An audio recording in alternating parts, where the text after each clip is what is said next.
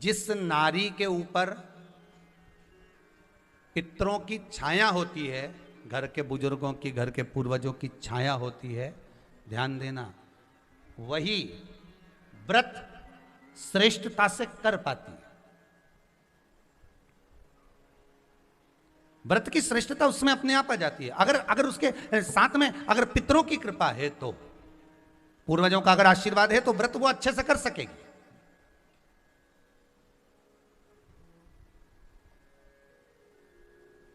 और सहज भाषा में समझ लीजिए, बहुत अच्छे से समझना इस बात को, कि मान लो, एक सरल भाषा में आप और अच्छे से समझिए उसको, बहुत अच्छे से, कि जिस व्रत के दिन आपका उपास है, सोमवार का, मंगलवार का, बुधवार का, गुरुवार का, तीज का, चतुर्थी का, पंचमी का, छठ का, किसी का भी अगर आपका व्रत है, और उस व्रत वाले दिन यदि आपको क्रोध आ रहा है, व्रत वाले दिन अगर आपकी प्रवृत्ति चिड़चिड़ी हो रही है, क्रोध आ रहा है, अपशब्द निकल रहे हैं, और रोना आ रहा है, क्रोध आ रहा है, बहुत सारे परेशानी उसी दिन तुम्हारे सामने आ रही है, समझ लेना कि तुम्हारे घर के पितृ भूखे जरूर है, अन्न भाग मांग रहे हैं। एक बात पहले भी कही थी, शायद आपको ध्यान में होगा, रात्रि को सोने के बाद, विश्राम के बाद, एक बार कहा था, आप लोगों को याद होगा, कि सोने के बाद में 2 घंटे के अंदर अगर आपकी नींद खुलती है, और खुलने के बाद यदि आपको भूख लग रही है, प्यास लग रही है, तो समझ लेना कि आपके पितर, आपके पूर्वज भूखे हैं, अन्न का भाग मांग रहे हैं, पानी पीने को मांग रहे हैं। उससे नहीं समझ सकते तो व्रत से समझो।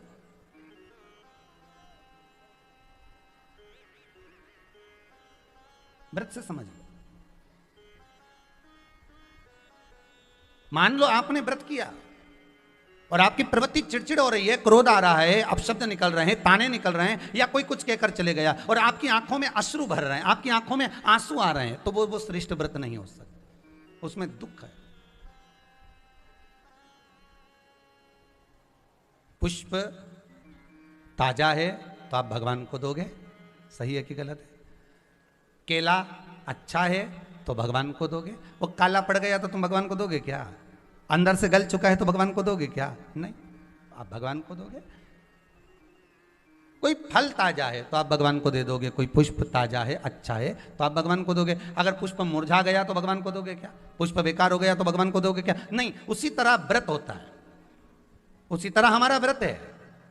जिस व्रत में हमको क्रोध आ रहा है, जिस व्रत में हम चिड़चिड़े हो रहे हैं, जिस व्रत में हम अपशब्द कर रहे हैं, जिस व्रत में हमको रोना आ रहा है, जिस व्रत में हम किसी की बात का ठेस हमको पहुंच रहा है और हम क्रोधित हो गए, हम रो दिए, हम चिड़चिड़ हो गए, समझ लेना वो फूल मुरझा चुका है, वो व्रत तुम्हारा बेकार हो चुका है, उसको भगवान स्वीकार नहीं करेगा। और जिस व्रत में आपके चेहरे पर प्रसन्नता, हम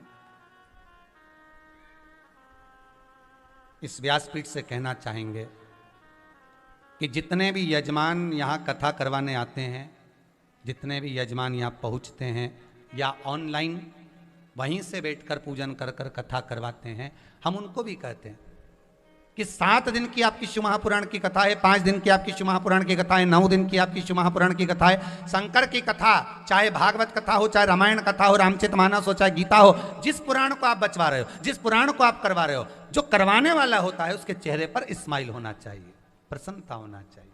क्यों?